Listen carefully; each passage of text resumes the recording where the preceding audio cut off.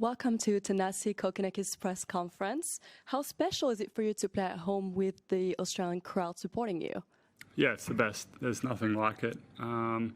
We don't get to do it too often, so got to make the most of it while we can. It's the thing you'll miss most about, when you retire and stop playing. So playing in front of the fans, the energy they give you.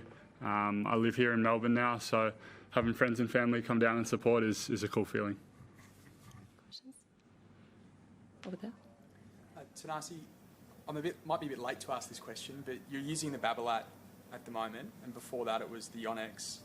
I think before that it might have been Babolat again. What were you looking for when you switched from Yonex to this Babolat, and why'd you make that move back again, and what are you looking for with the aero drive? Yeah, it's what I used to use sort of when I was probably from 10 years old. I've kind of switched a little bit, but I've used it for ages, and then I changed to Yonex for a little bit, and I've gone back to Babolat. I was using a blacked out one for a little while, but I just felt like courts and tournaments were getting a lot slower.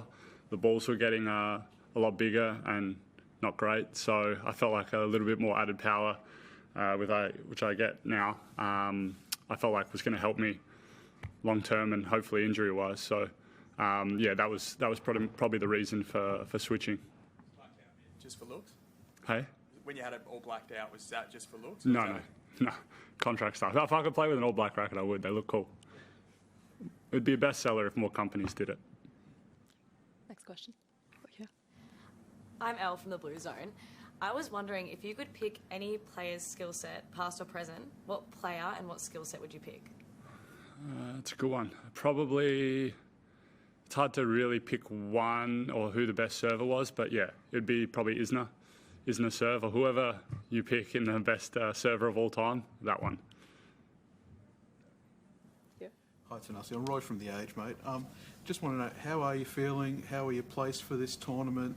Do you dare dream you might be able to knock a few wins out here and and have a little run? I can give you an honest answer or a fake one. Nah, I've felt better, to be honest. I'm pretty frustrated. Obviously, pulling out last week was tough. I'm not sure how I'm going to go come Monday when I start, but we'll see. I've got a few things I need to work through, and yeah, I'll probably just leave it at that. I don't know what else to say. I don't know how I'm going to feel come Monday. You've been through this before. How tough is it going into a Grand Slam going, geez, there's a question mark on me here, or how you feeling? Yeah, it's the worst feeling because you feel like you do everything you can to kind of prepare and get as ready as you can be for me, my most important event. And then when something doesn't quite go right or it lets you down, it's tough. The thing I work hardest on the most to recover and make sure I've got in the best shape I can, when that fails you time and time again, that's the one that's pretty head-scratching and is pretty tough. But yeah, it is what it is at the end of the day. No one cares if you roll out there, so you got to go and play and see what you can do. With your injury issues and Nick's not feeling great, have you spoken to him about doubles and whether or not that is or isn't going to happen? Yeah, I think both of us kind of made a little bit of a pact. Unless we're seriously hurt, like badly, we're going to try and come out there, even if we're not feeling great. So yeah, that's one thing, we can rely on each other and play. We don't know what we'll produce out there, but we're definitely going to try and take the court for sure. You look pretty good. Practice this morning. Have you spoken to him? Has he told you how he's feeling? Yeah, we've exchanged a few messages just before walking in, and that'll stay with me and Nick. With the doubles, does that give you a bit of a smile, give you something extra that regardless what happens in the singles, you've got something there that you can sort of have a good run with a mate? Definitely, it's a lot of fun, but I think for both of us, doubles is so much easier physically. It's not even comparable. I don't think I've ever been sore after a doubles match in my life. So it's everything. If I am sore or something's injured, it's because of a singles that's happened. So that's something to look forward to. It's a lot easier physically, easier mentally as well when you have a mate that you like playing with. And we haven't played here since we won, so it's going to be great. I think the crowd will love it, and hopefully we can produce some good stuff. But yeah, we'll see. Forgive me if I've missed something. Have you had a run with him at all since the Open, or have you guys not had a... We played a couple events just so we made ATP finals that year, but I think maybe only 6 or 7 for the whole year.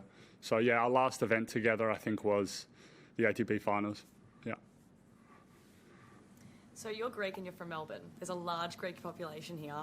Where's the best place to get some Greek food in Melbourne? Oof, it's a good question. Mum's when she flies over from Adelaide. Accessible. Yeah, I know.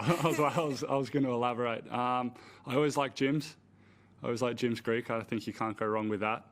I tried a place the other day that was very sort of village Greek, which was Cafe Neon in the city. I'm sure there's a few more that I haven't quite been to, but I live close to Zeus, so something quick, I always go get Zeus, and I think it's severely underrated. So if they want to give me a card, I'd appreciate that, because I've spent my life savings in that joint. Any more questions? Sweet. All right, thank you.